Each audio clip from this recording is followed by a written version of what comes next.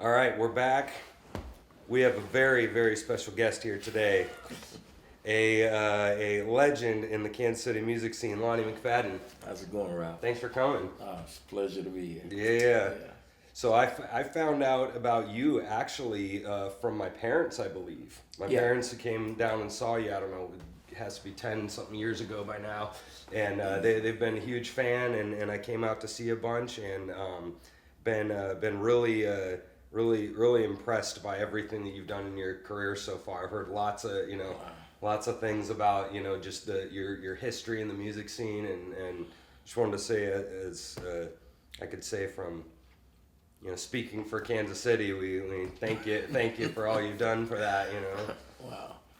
Well, I am a proud member of the Kansas City live music community. I'm glad that I'm still part of it. I'm glad that guys like you guys are the new generation, that you all still find me relevant. I'm happy to be a part. Yeah. Well, what I've been talking a lot about this show is how things impact other things, and I think a lot of people have been fascinated by is your family in general, and it's kind of probably the best place to start is tell me a little bit about your dad. Well, my father was, in his heyday, I talk about it from the bandstand. He used to dance in front of Count Basie Orchestra and Jay McShann. I met Jay McShann one day when I was rehearsing my band in the basement. My father hollered, "Hey, you guys come up here. I want you to meet somebody." And it was Jay McShann.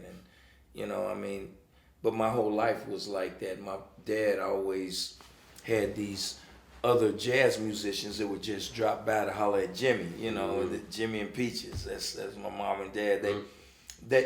My father was not performing anymore when he was raising us. He was just daddy. He was working at the post office, and my mom was working as a bartender out here at Hillcrest Country Club.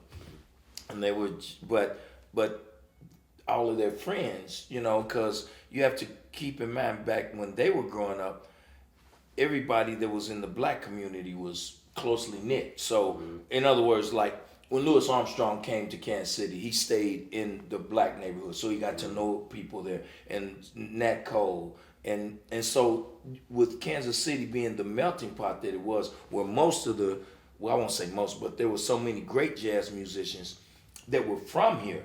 Everybody knew each other that was entertainers or musicians and stuff, and the ball players and stuff like that. So it's like, I met Satchel Paige when I was growing up.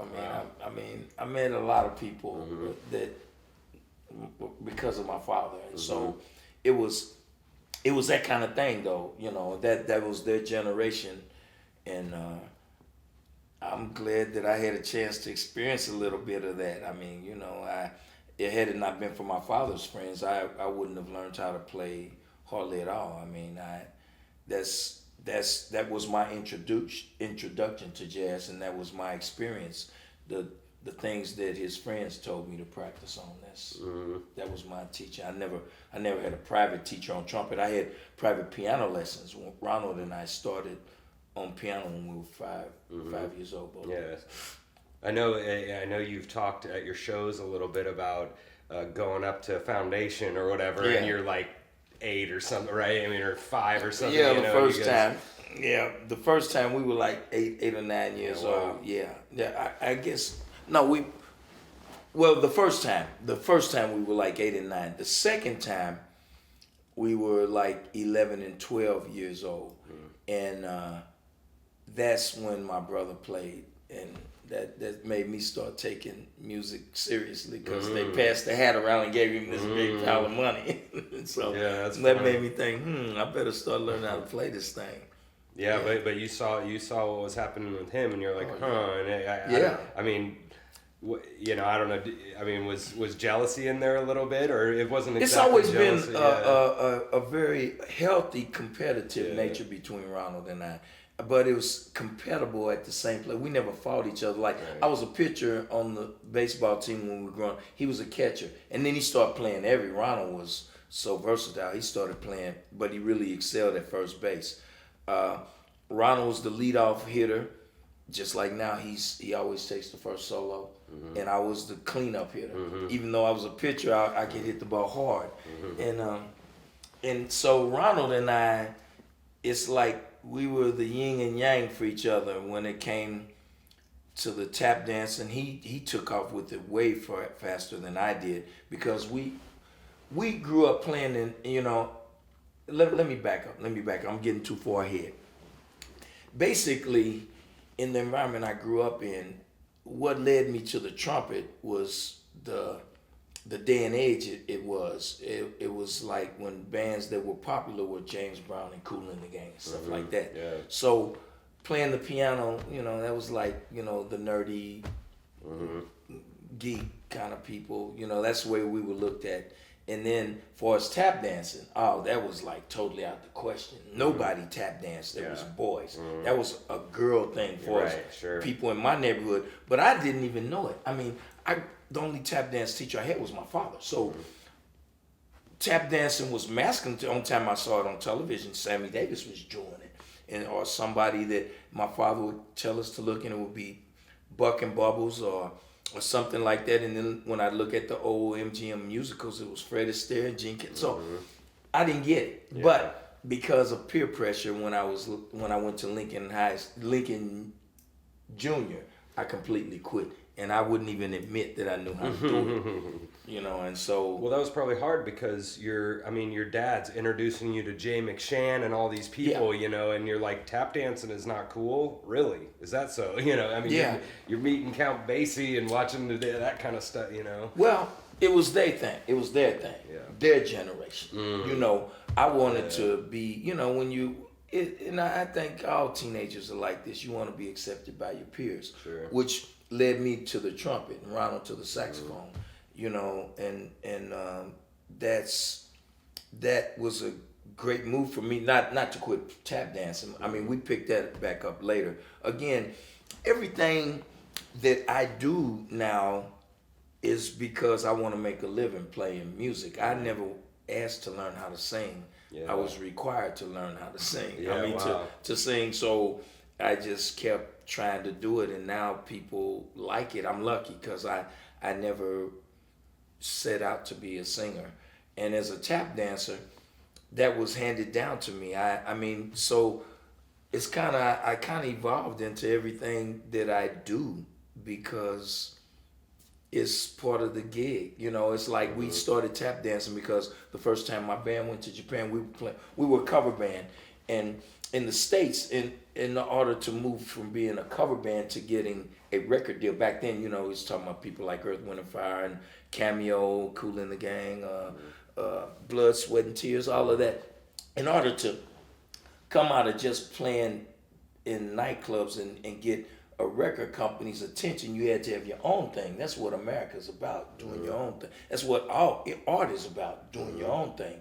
And so when we were good enough that we got this gig in Japan, but when we got over there, what we found out is the fact that we would deviate from the way that it was on the record. We would have our own spin on it.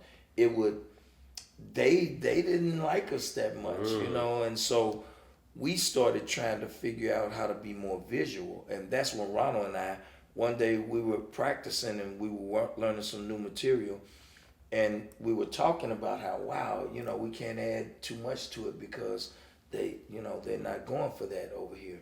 And it was a good gig. I mean, it's the best paying gig we had up to that point. And so Ronald said, well, why don't we, it's just part of this tap dance routine that my father used to call the tacit. Why don't we put the tacit in the middle? It was a disco song, and so you and everybody's out there doing, everybody's out there dancing and stuff and everything. I mean, and they love to dance. I mean, these young people in Japan, and at the time we were like 19, 20 years old. I think the oldest one in the band had just turned 21. We were like right out of high school, basically. Yeah. And we were over in Japan playing for all these young people, and it was like an upscale club, so everybody's rich. And we didn't want to lose this gig, so we playing, and Ronald suggested it. And mind you, we didn't have any tap shoes. We back in this is back in the 70s, so we had platform shoes. So we put the microphones on we were doing in the middle of doing this song, and everybody's out on the dance floor dancing. Then Ronald and I ran out there while we were singing the song, put the mics on the floor, and started dancing, and they lost it. And so we were like, okay, this is it. Yeah. So we started back to tap dancing, and then we started we had maybe 2 songs just out of trying to add an element of surprise, that we did these spins and a little, it wasn't really a lot of choreography, it was just out of nowhere, everybody in the band would hit this spin and do a slide, and people loved that. So we started doing choreography in like 90% of the songs we would do. When we would learn the song, Ronald would choreograph it also. Yeah, that's cool. And then a couple of songs Ronald and I would do a feature. And I mean, you know, we became visually exciting as the music was for people to dance to and listen to. And that started separating us, and we from the regular bands that were in the circuit we were in, you know, and we were, when I say circuit, I'm talking about the chilling circuit, the black clubs, and then from here, Des Moines, Wichita, right here in the Midwestern region, you know, Rock Island, Illinois. I mean, it was, you know, and we would go from playing all of those kind of places to go to Japan for 4 months, and that's basically what sustained us, because here in Kansas City and any place that we went, we were confined to play in the black neighborhood. That's just how it was. I've seen a lot of changes, and I thank God for it. I mean, this is really cool to me to see the way it is now, as opposed to me remembering the way it used to be when I was a teenager, and then even in my 20s, and a young man raising a family, you know, and so this is a cool place, man.